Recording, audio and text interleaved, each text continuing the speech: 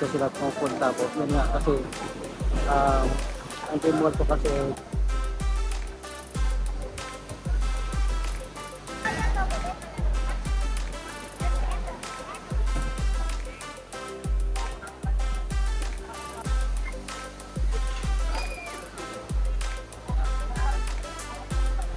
so talagang dumami yung niyog dito sa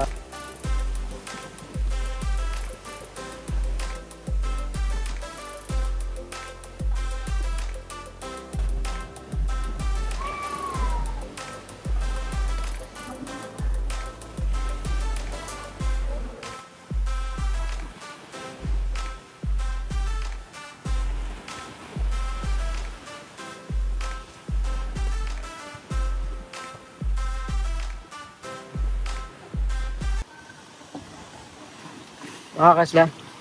Magandang araw po sa inyong lahat. So mga kasla, andito pa tayo sa grotto ngayon, sa tapat ng grotto. So tayo pa dito tayo muna magsimula ng ng video po. So kasi mga kasla, update ko lang po ngayon kasi po super high tide dito. Super high tide. Yan mga kasla.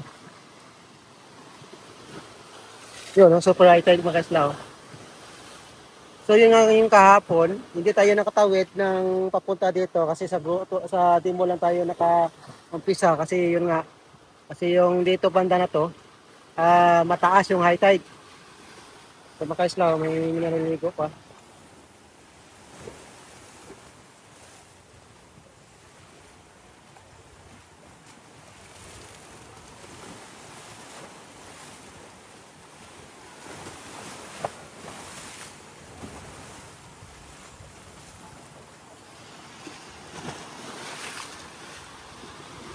So yun mga kaisla. So dito kasi sa tapat ng Dimol ng grotto po ay yung tower na naabot na. Yun nga malalim yung high tide. Buti mga kaisla, ang hangin habagat po ay mahina, saka normal lang po yung hina niya, hindi yung kalakasan. Pag once malakas kasi po yung hangin, yung alon po ito, aapaw doon sa splash siya.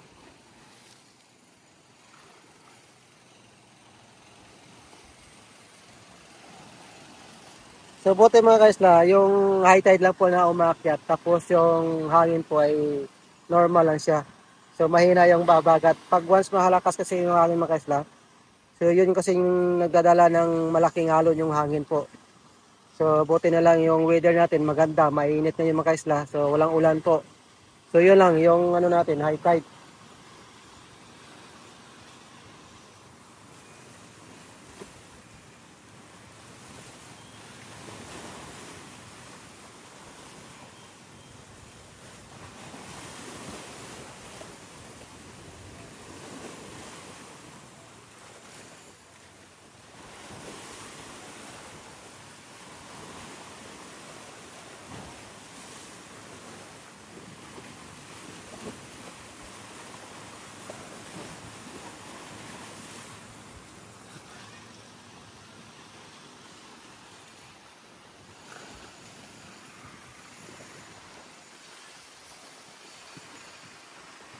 So ito mga kaisla, andito po malalim yung tubig. Tapos pag once nandoon po tayo sa Station 3, doon naman maganda yung yung buhangin. Yun nga kasi medyo mataas doon. Dito kasi yung part ng mga kaisla, mababa. Kaya abot yung yung mga niyog dito banda mula ng Dimol hanggang dito. Naabot ng tubig yung yung puno ng mga niyog. So yung mga kaisla, lalakarin po natin na papuntang Station 3 po kung saan po tayo aabot. Saka doon banda mga kaisla, walang daanan. So lakarin po natin kung saan tayo dadaan po.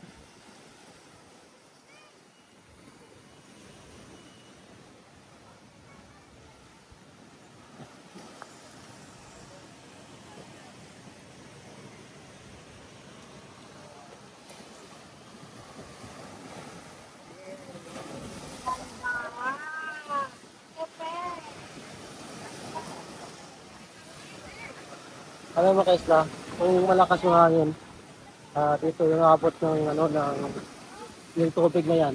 Buti yung mga kaisla kasi yung weather natin maganda. Saka mainit, saka yung hangin lang po na normal lang yung ihip ng hangin ng bagat po. Kasi po yung bagat ng kaisla, dire-diretso na yung hangin na ganito yung hangin niya. Pag mayroong low pressure po, yun talagang medyo may kalakasan na yung dalang alon na hihit ng hangin.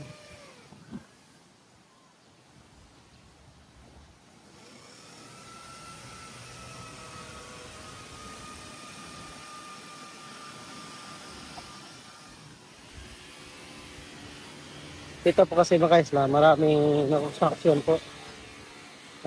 Yung hotel ay ginagawa po, kaya may nga yung mga field nila.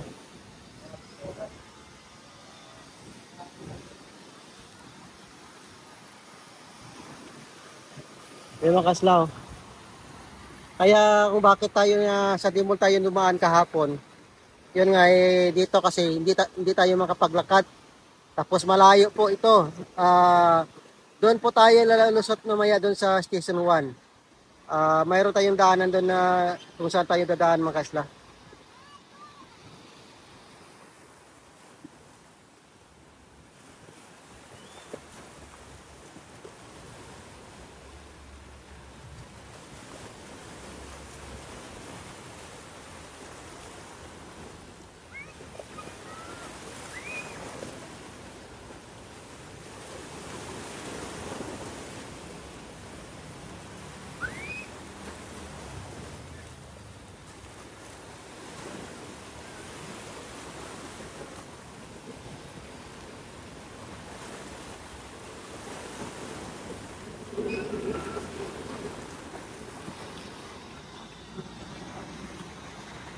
Grabe yung high tide mga kaisla.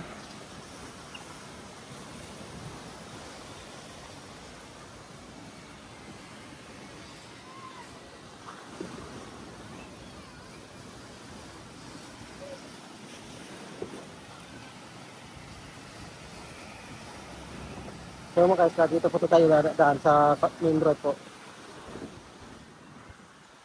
Ito mga kaisla, kasi pag once na malakas yung hangin at saka alon, aabot din dito sa kalsada yung use plus pag may low pressure po na bagyo.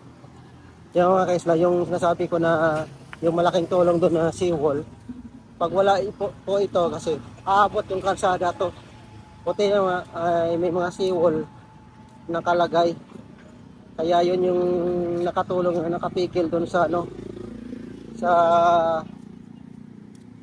sa katabi ng mga hotel po.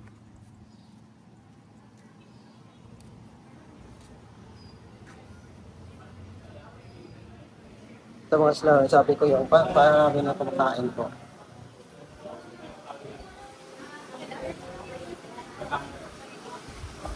Ito mga sila. Ito yung restaurant na sinasabi ko na marami kumakain.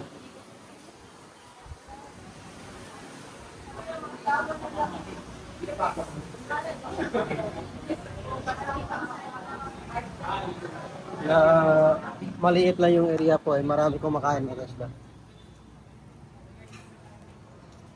So dito tayo daan mga kasla sa main road. Kasi yung dagat po ay malapit lang. Ilang akbang lang po yung dagat na.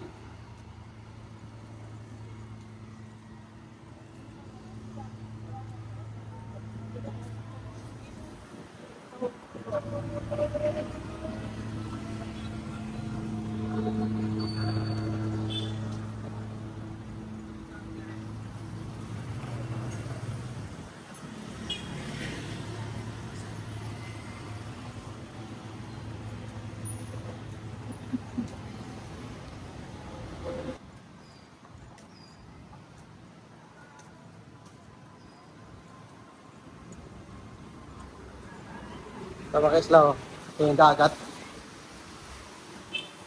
Kamay ang nililigo po.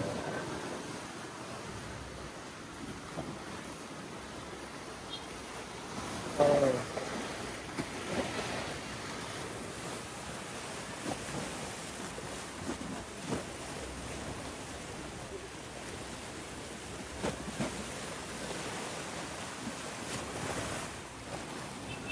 Tapos mga ito dito.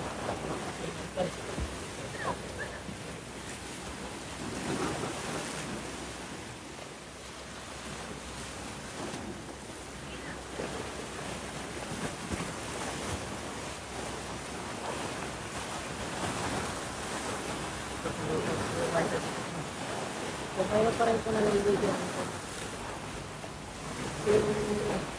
Yung hangin na bakasyon pala. Yung naliligo po yung makita.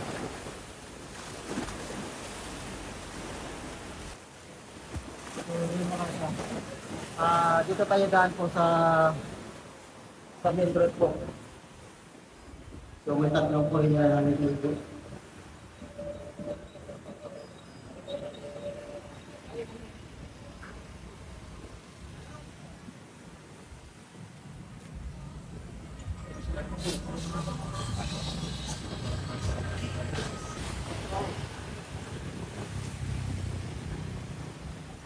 Grabe yung high side mga isla.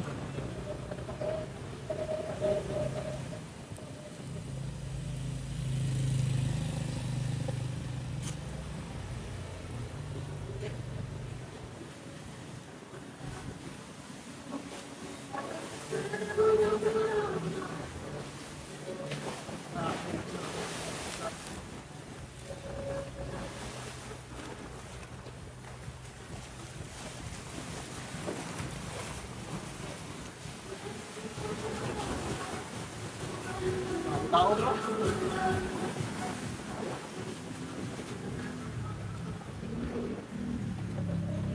Siguro mga isla, kung malakas yung hangin, talagang kapkapin yun yung ano ng tubig yung sipon.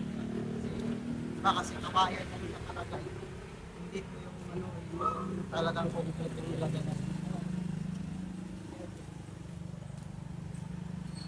So dito tayo ng mga kasnabuhan. Dito po ay dire-diretso. Yung lusot nyo ito, station 1.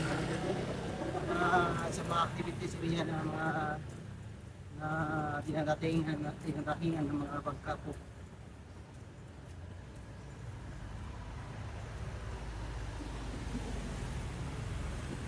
Mula doon mga ka-isla, kung nakarin mo na ito ng palipot, ito ay aabot yan ng 7 minutes. Sa nakarin mo lang, palusot dun sa ipatas mo sa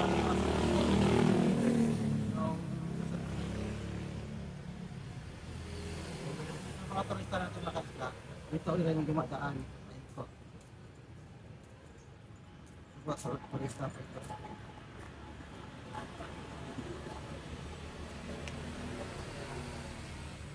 So, yun po ginagawa ng mga turista na kapag mag-bote. Ito po sila dumaan. Safety naman po magkakadito sa kaisla. Kasi mayroon po tayong patrol.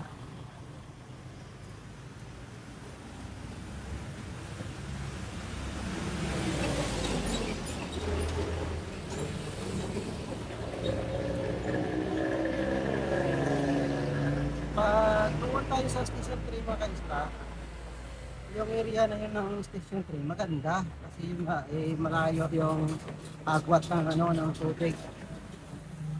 Tapos maganda yung doon buhangin, slope siya na paahod. Kaya yung tubig hindi masyadong umakyat. So depende rin po kung mayroon low pressure pa nga kasla. Kasi pag may low pressure po malaki yung alon. Diba kasla?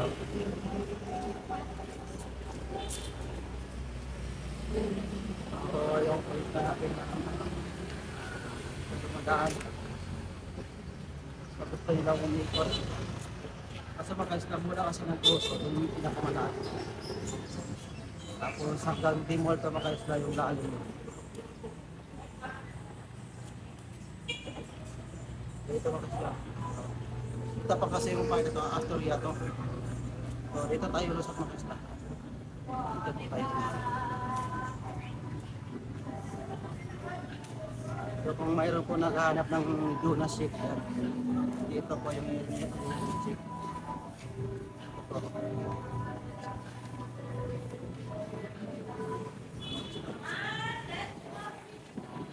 Ito.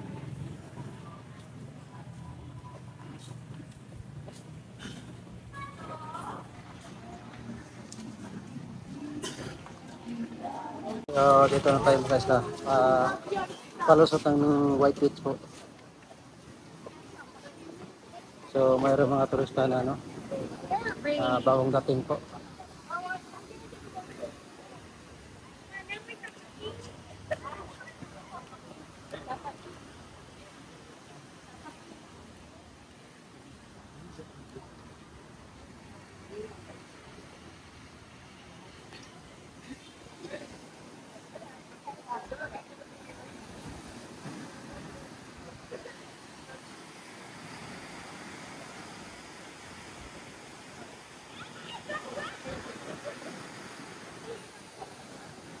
So, tingnan nyo mga guys na.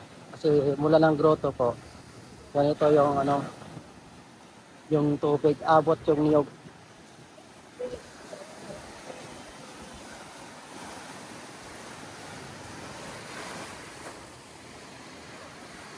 Ayun mga guys na abot to.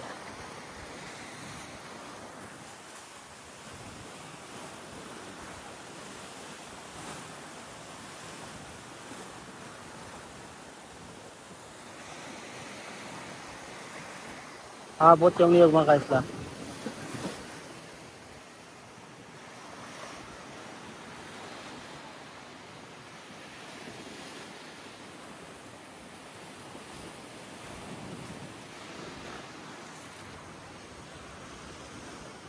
So, yun mga guys na, lalakarin po natin. So, dito po tayo dumaan mga guys na.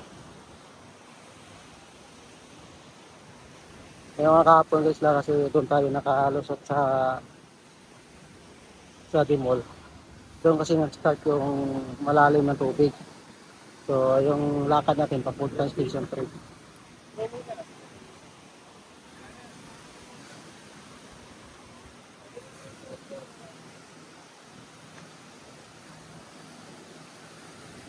So, mamaya mga guys na, pagbaba ng tubig, yung mga basura na yan, plastic po, kukunin nyo mamaya.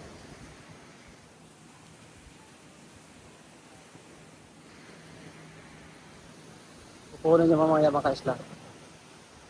Tapos ng high tide po. Kasi maya po mga 1 o'clock or 2. Yan po ay bababa yung, ano, yung tubig mga kaisla.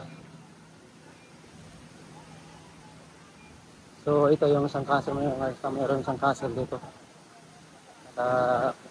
Tayo na.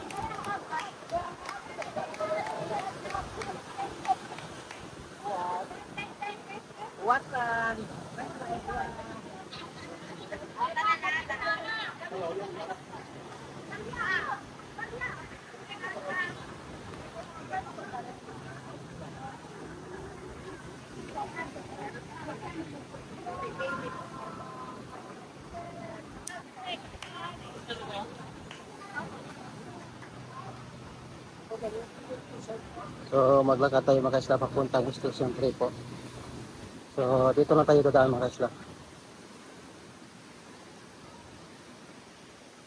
Pag once po kasi mga kaisla high tide. So wala po halos naliligo. Kasi po ay gawa ng high tide. Tapos mahirap na po pag minampas ka ng alon sa mga puno ng niyog. So be aware lang po tayo pag once na maligo tayo pag high tide. So okay lang po pag doon tayo sa Station 3.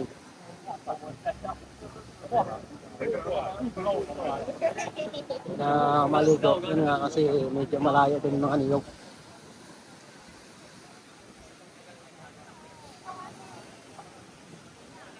So dito tayo sa Army Navy mga kaisla.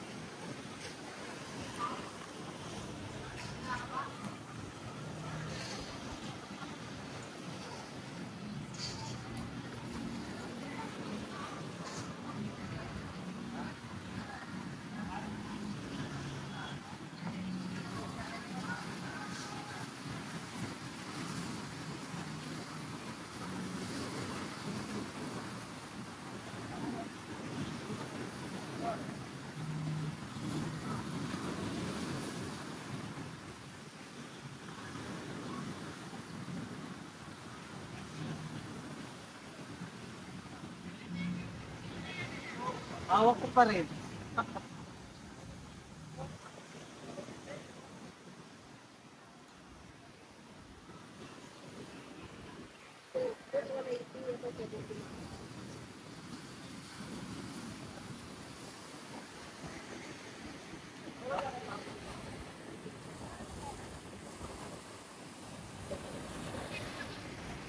Hanggang dito mga kaslaw.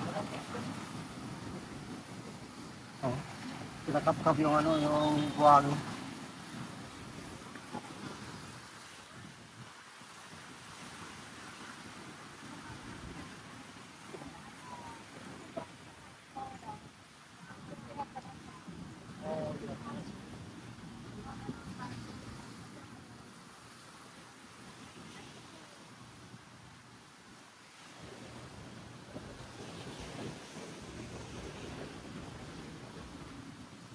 Ganun kasi mga kaisla pagkabagat. Talagang bagat kasi yun talaga yung lahat ng dito ng tao ng turista man, lokal, trabaho dito. Pag once umulan ng habagat, yun talaga struggle namin. Hindi makapagtrabaho mga kaisla.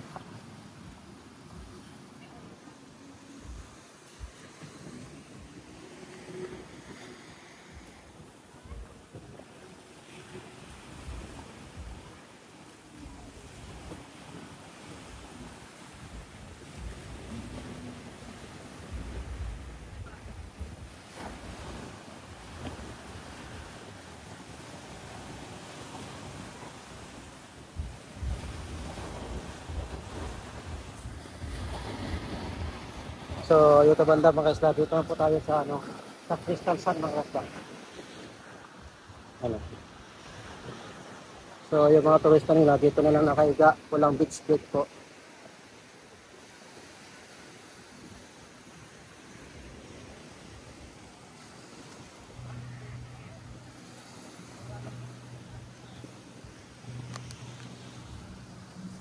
Kaya mga isla, yung tubig tsaka hotel, malapit lang.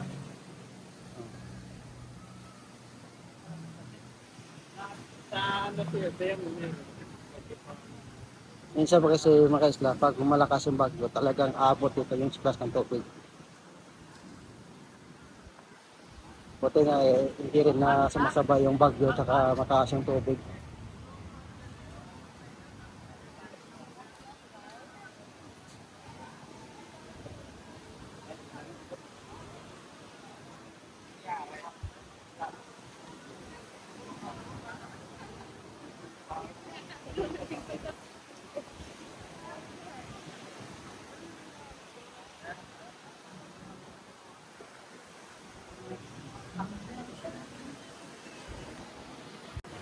So malapit na tayo mga isla sa Dimol.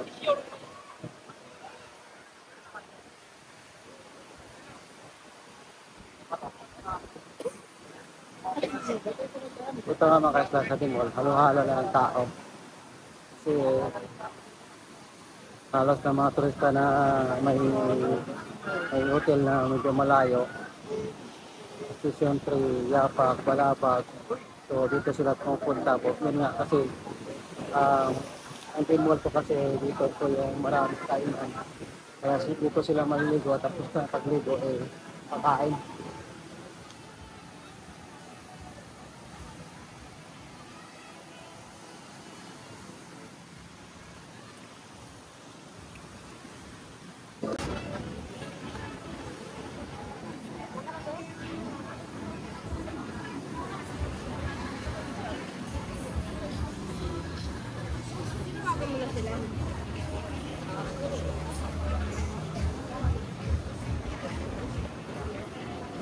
So dito na tayo makasla sa Dimol.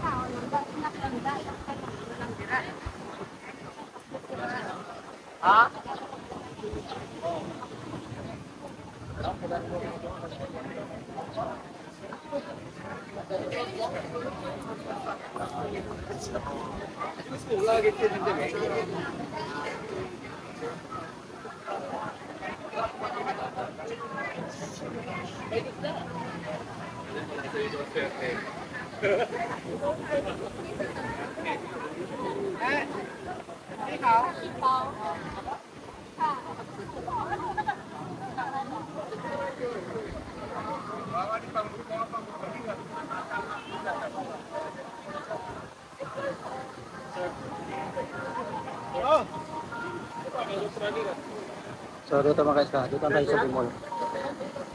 Ito po yung ipik, tapos ito yung dagat. Abot.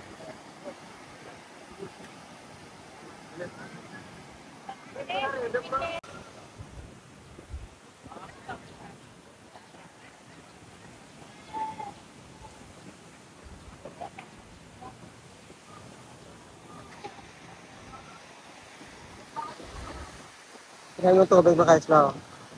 Buti lang mga kaisla, yung alon po ay maliit lang. Saka yung hangin, hindi malakas. Ihip lang ng hangin. Kung may bagyo po, pag malakas po talaga, dito po yung aabot. Aabot yung splash dito mga kaisla.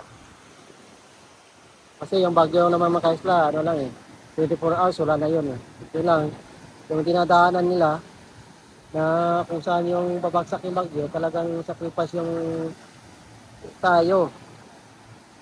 Kasi lahat ng ginawa natin ng maganda, isang bagyo lang, wash out lahat. Ito pa mga kaisla. So tayo pa yung maglakad papuntang Quezon Creek.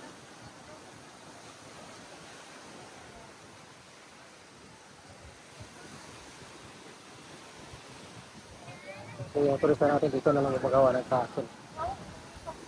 Castle na maliit.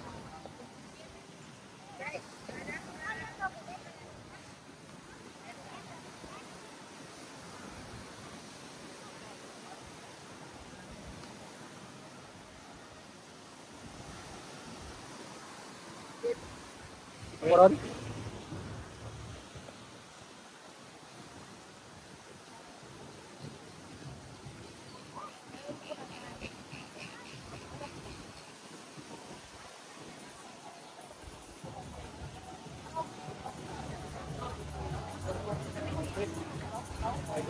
Ito mga kaisla. Ito po yung windbreaker po na ginagawa para po once may bagyo po at malakas yung habagat. Ito po ay nakatulong na maka-cover doon sa hangin at saka sa buhangin po. Pag wala po ito kasi mga kaisla, ito po yung open na hotel. Talagang papasok din yung buhangin pag wala yung windbreaker mga kaisla. So yun po inilagyan yan kasi para hindi po mahirap magalaw yung mga turista natin kumakain na yung pagkain nila may mga buhangin.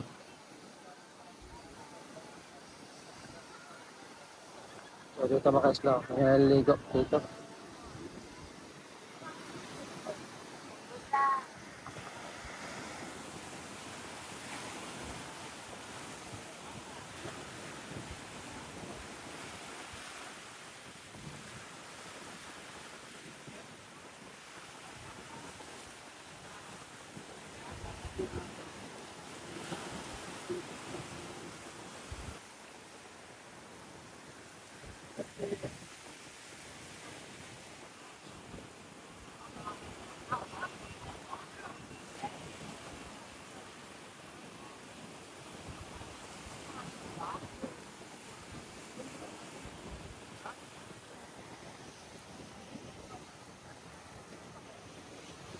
Ayaw kasi makasla.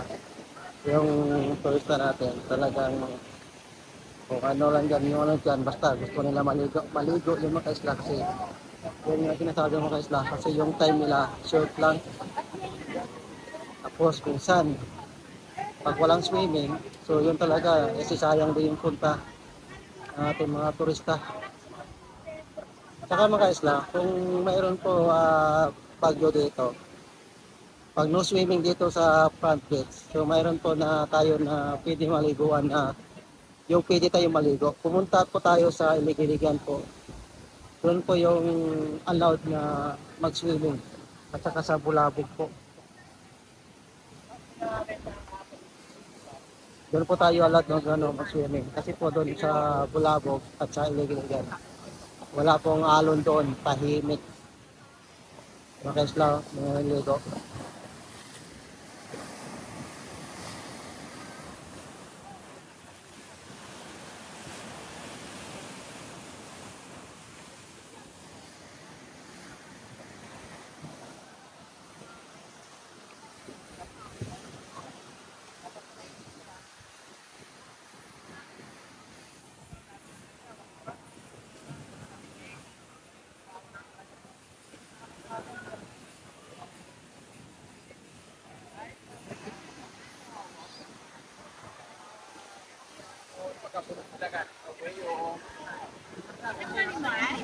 Nakali mo sa sinulay?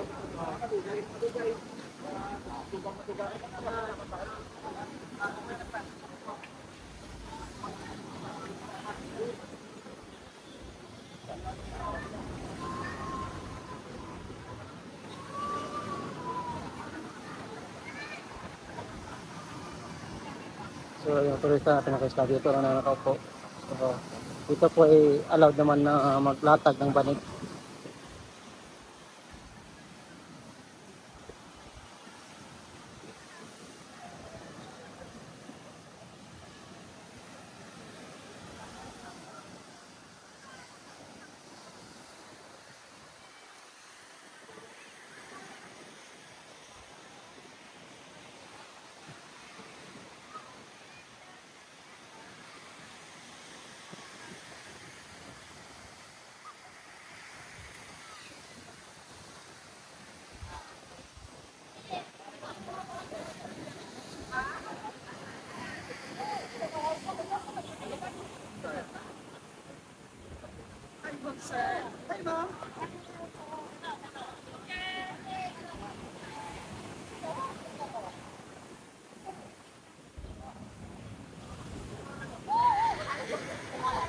So kahit pa paano mga kaisla, paunti-unti na po bumabalik yung mga Korean.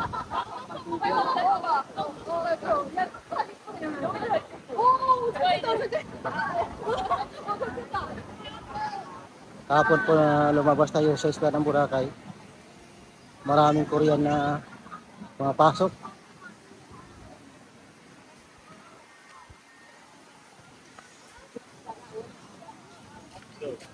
Yung kataas? Nahirapan siya man magano sa anak niya, pinakain niya ng ice cream.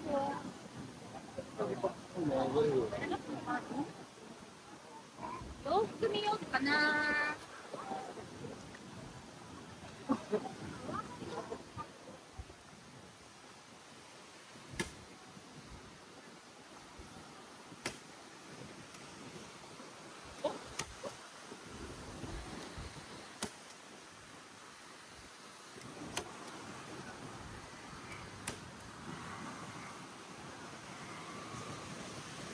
So yung windbreaker dito mga kaisla sa Mandarin. So yun nga sinasabi ko na plastic na transparent po yung ilagay dito, bawal yung itim talaga yung ilagay po. Dito po plastic para transparent. Para po pag may mga turista na gustong tumingin sa dagat po, ay makikita pa rin. Pag itim po kasi medyo hindi makita, madilim. So transparent po na plastic na pwede po ilagay.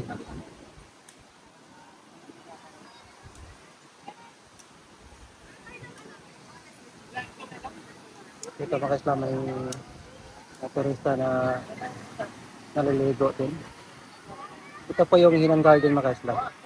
So yung Hinan, Garden at saka Henan Regency. Nag-iisa lang may-ari mga kaisla.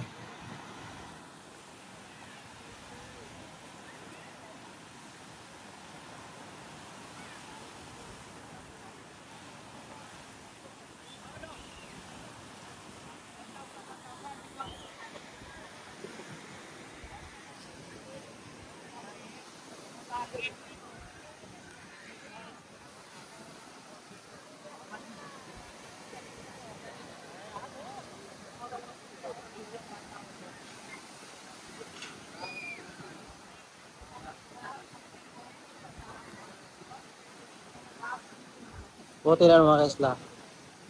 Yung isla ng Boracay, maraming niyog. Kaya malaking tulong po kasi na may mga niyog. Kaya po mga kaisla, so yung mga niyog na malaki na, so tinatamnan din na maliit ng niyog para mayroon din po mag-support naman na pag once lumaki.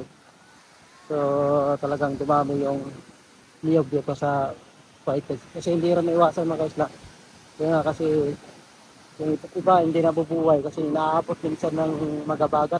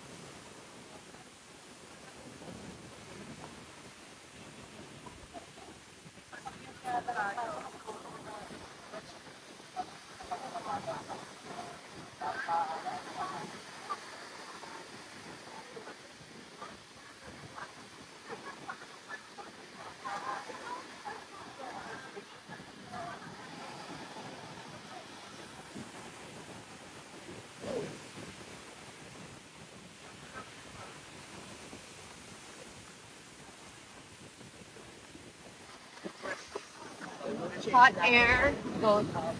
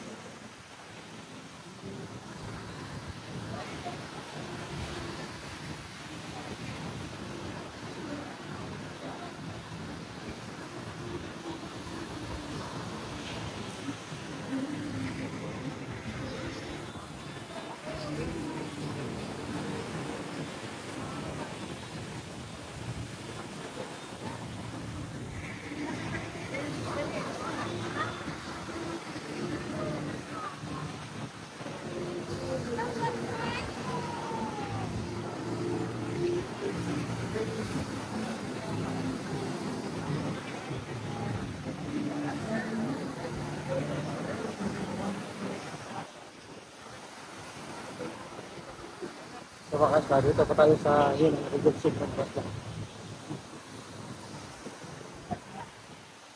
Good morning. Hi, tight pa, hi, tight.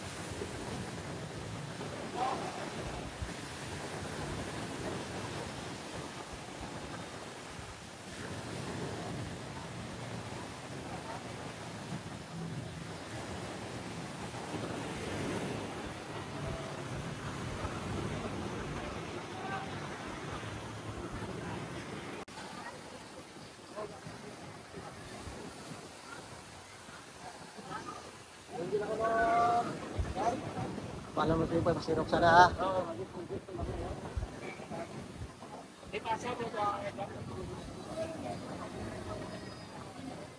Sa bakas lang. Dito pa tayo sa Mandarin dito. Sa tapat mismo ng Mandarin. So ito po yung mga guests nila na hindi makapagligo alos. Hinihintay po yung mga isla mag-low tide. Yung low tide po kasi mga isla, mga 3 o'clock pa yung low tide. Pero allowed pa rin po yung maligo dito mga isla. Kasi wala na naman na dumadating yung bagyo kaya allowed talagang swimming.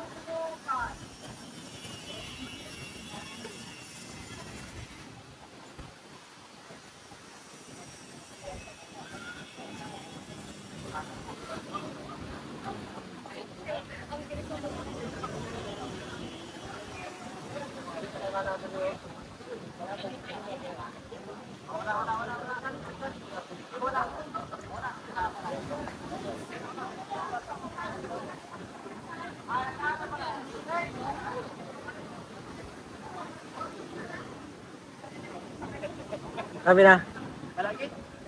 Tatlo. Dito mga kasla, dito tayo sa tapat ng Hunan Farm.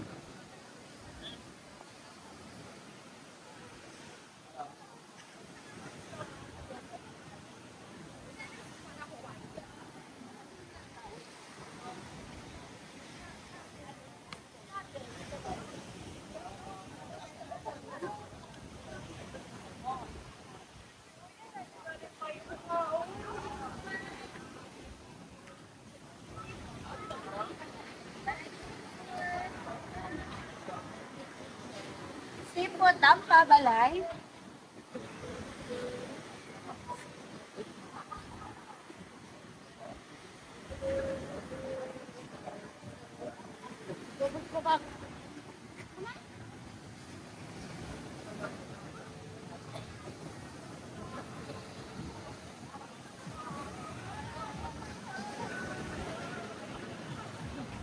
So mga isla,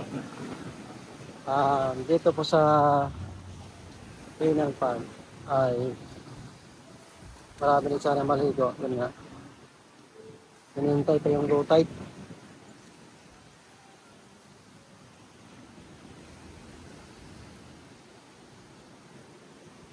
So yun mga isla. So dito yung tapat na to ng Hinanan Farm, mula dito po, ito na po yung start na, kasi dyan na yung boundary banda sa lakad nila. Dito na yung start papunta doon. Yun, buhangin na, malayo na yung tubig saka yung niyog. So hindi nga po inaabot yung niyog. So dito po buhangin, kasi dito yung part na to medyo mataas mga isla.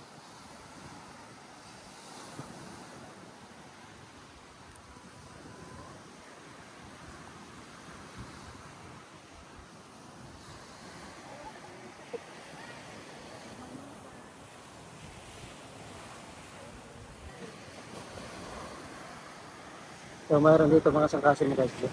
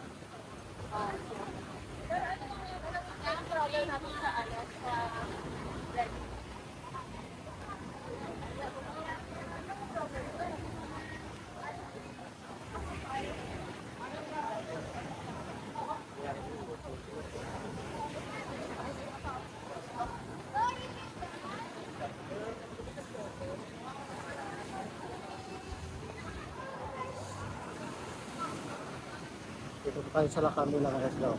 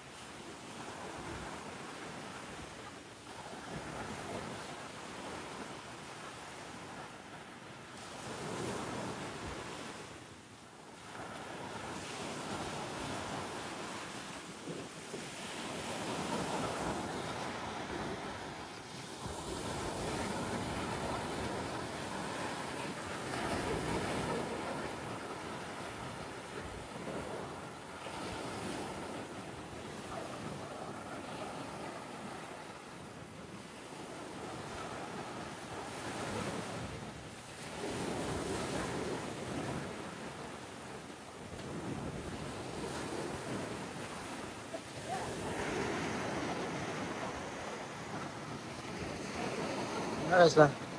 So yan mga isla, oh. So mayroon ng damo-damo at plastic yung umakyat. So mamaya mga isla, kukunin yan pagtapos ng pag-rotate mga isla. So mamaya po ay malinis na yung mga hapon.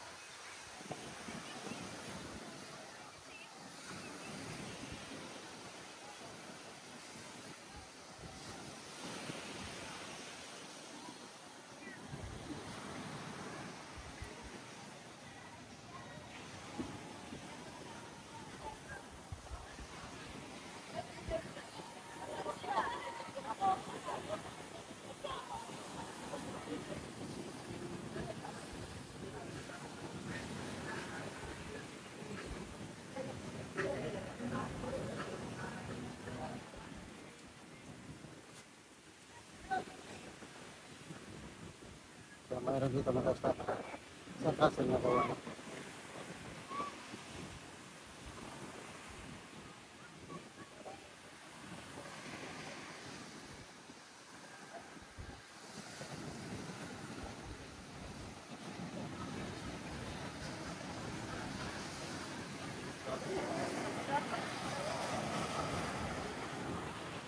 Ay, lahiyang magpagana sa actual guys.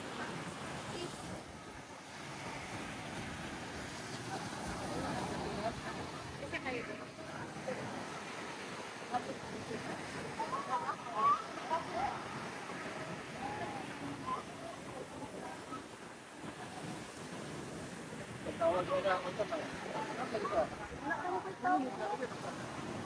Yeah, guys.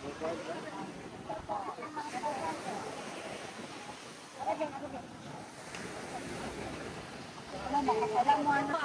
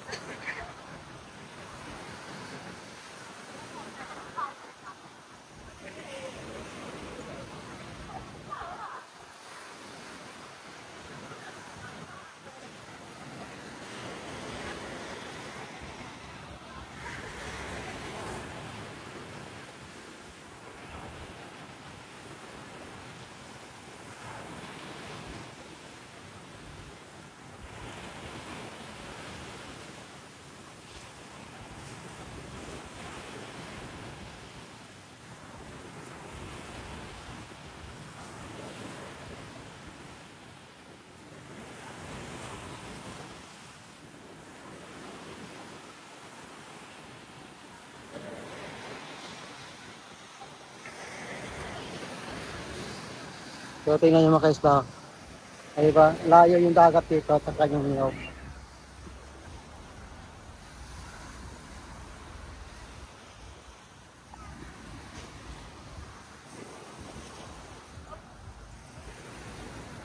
So, nakaiba yung Dimol saka dito mga kaisla. Yung sa station 2. Kaya sinasabi ko na malayo dito. So yung Dimol mga kaisla, yung malapit ako sa station 1.